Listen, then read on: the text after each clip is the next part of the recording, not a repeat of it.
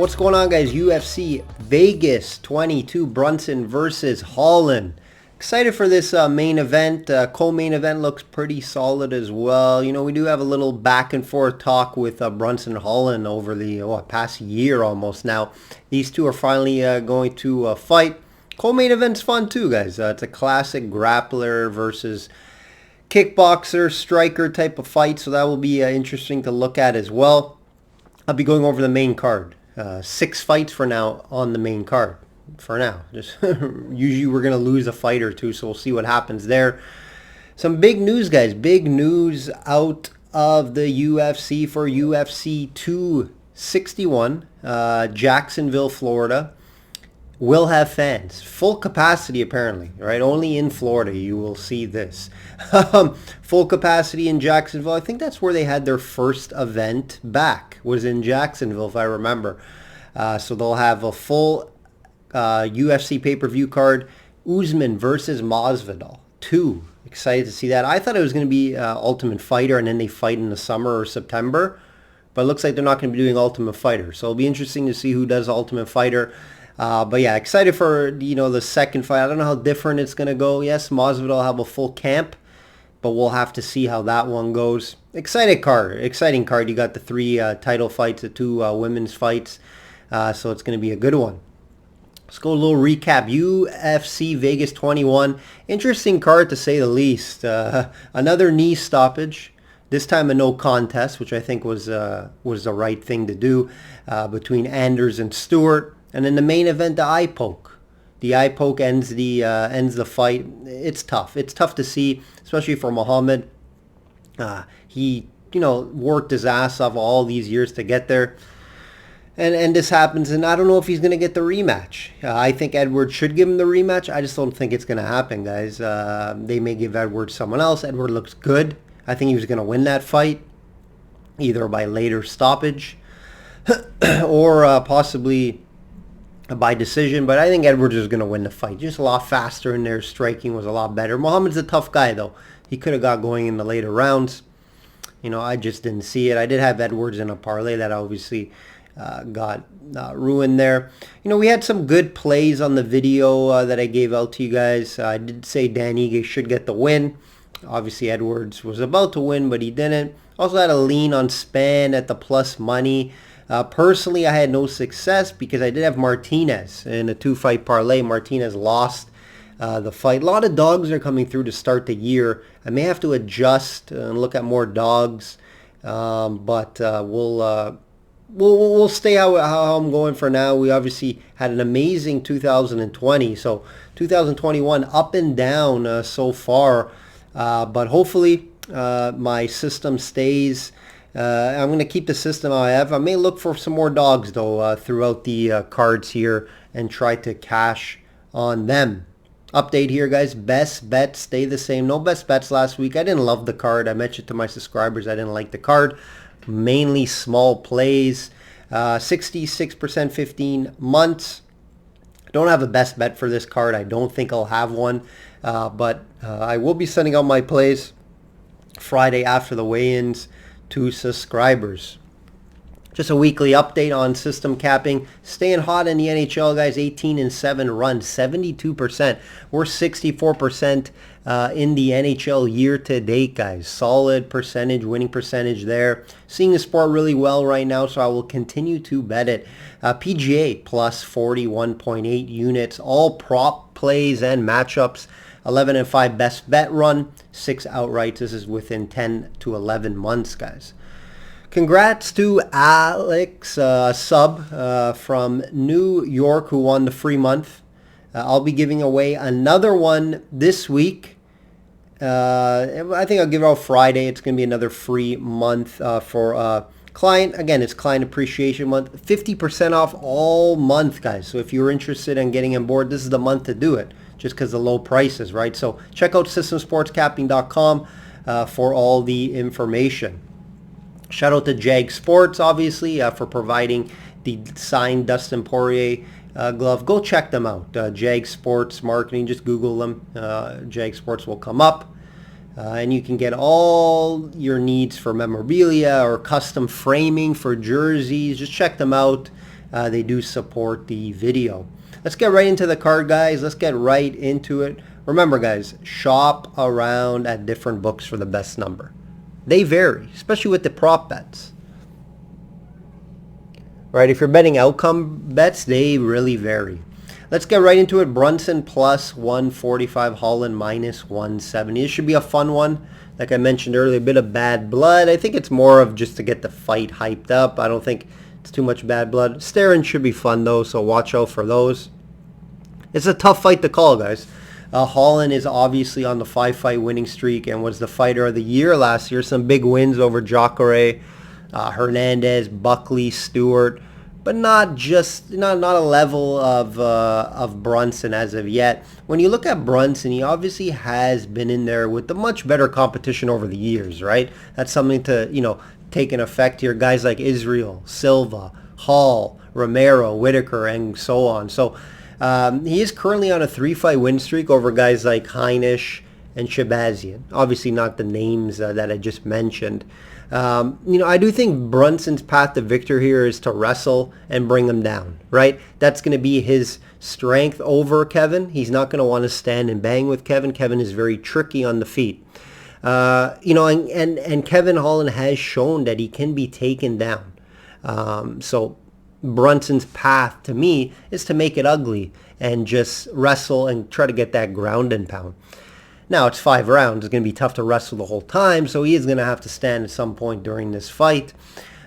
People keep doubting Brunson, right, each time, and he's proving people wrong, especially in that Shabazian fight. I obviously thought Shabazian was going to win that fight as well, and I think 95% of the market did as well.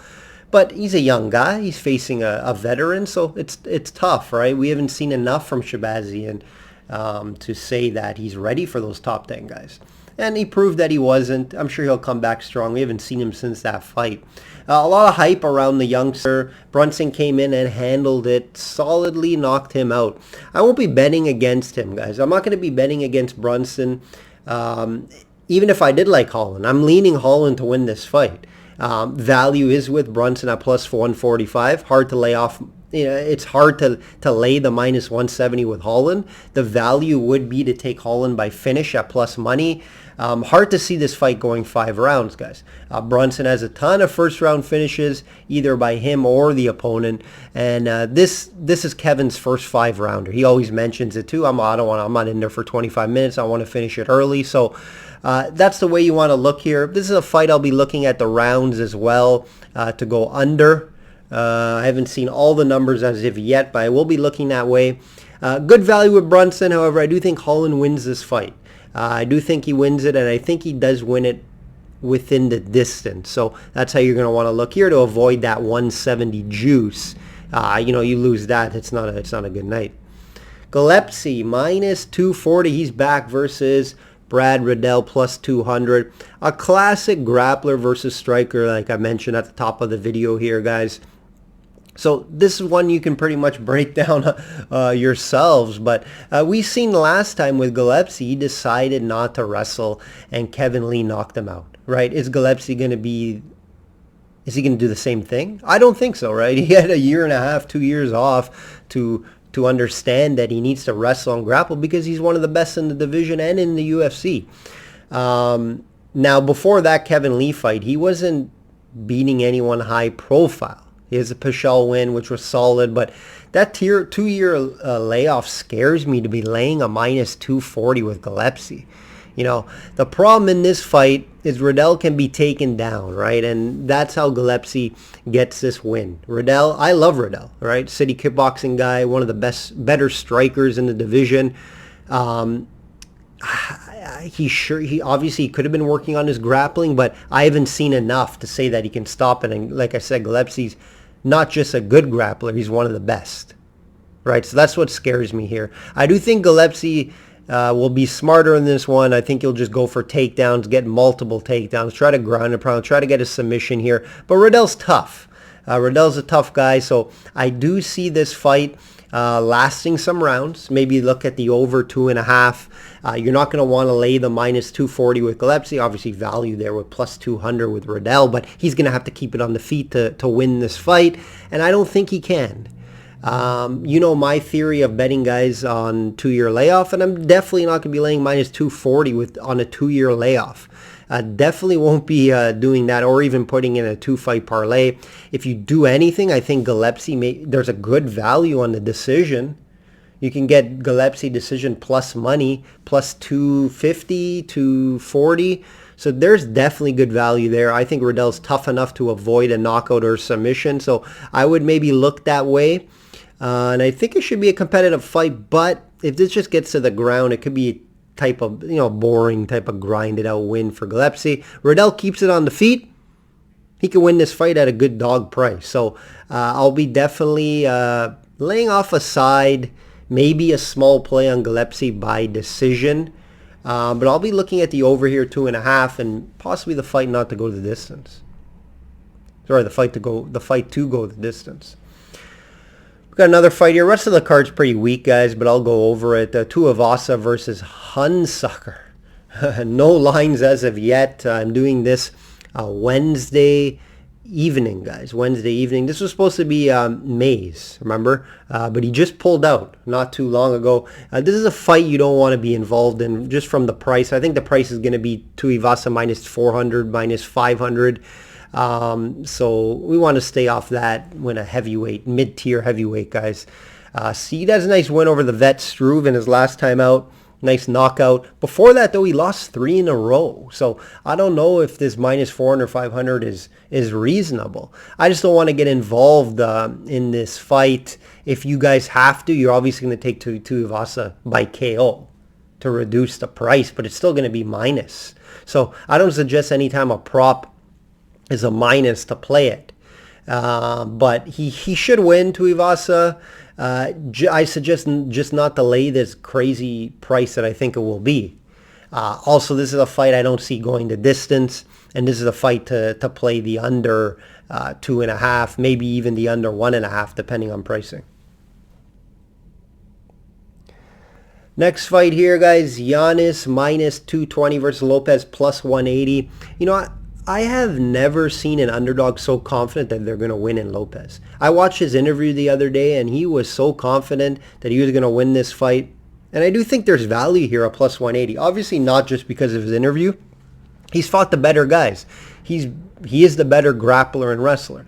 Lopez has been in there with Merab, obviously Sterling's training partner, great wrestler. And he fought him well on short notice. No way I could be looking at Giannis minus 220. He is the better striker. He does have some good KO wins, but they're against nobodies. He hasn't beat anyone.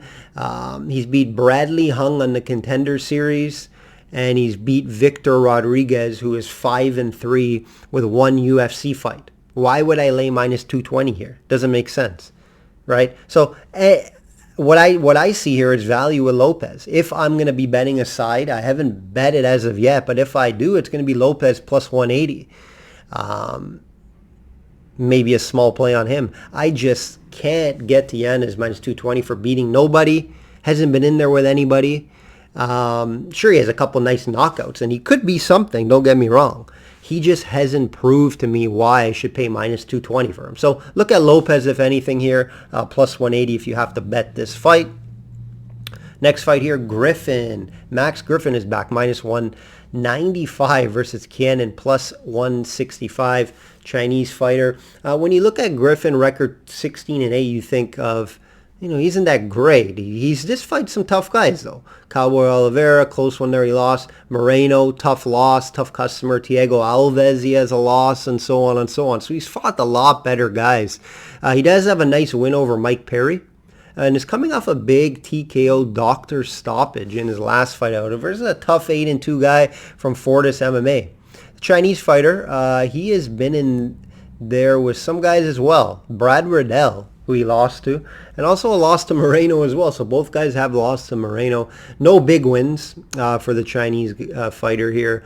The viewers will know, at least, even me, myself, I had to look at a few of the wins. I didn't really know too many of them. With Griffin, you never know, though. You never know how he's going to show up. He's been so inconsistent. He had a lot of hype going around him. He looks good. He looks the part, in great shape. He does have some flashy striking at times, but I just can't get to a minus 195 to bet him here. I do think he'll win. And it's very tough to call outcome or on the outcome, right? KO or decision. Very tough in this fight. So, yeah, Griffin wins. But I won't be betting this fight from a standpoint and just be laying it off in general. Last fight here, it got moved up, guys. Buys, minus 360 versus Ruiz, plus 280. Buys is making her debut along with her husband on the card in the prelims. I was watching the fighter interviews earlier today, and both of them did it together, which was pretty cute, I would say. Buys is coming off a decision win on the Dana White Contender Series, where she looked fairly solid. However, I just can't say how good it was because they're competition level, right? Both these ladies are making their debut in the UFC. Ruiz fought in Invicta. Seems like she has a bit more experience. Very smaller stature girl, which sometimes can be an advantage to them. It's very hard to catch or very hard to hit them. No way I'll be laying minus 360 with buys just because she's pretty and a big favorite, right? I think they're trying to maybe hype her up a bit. Ridiculous price here for a debut and a women's fight. I'll be staying far away from this. 280 Ruiz, small play, sure, take a chance. But I do think Buys wins this fight. I just won't be on it myself. All right, guys, that will do it for this week's video. Not the best card. We have a couple good fights at the top, though, so enjoy those. Like I always say, guys, subscribe, please. Like the channel if you can. Trying to grow the channel, of course.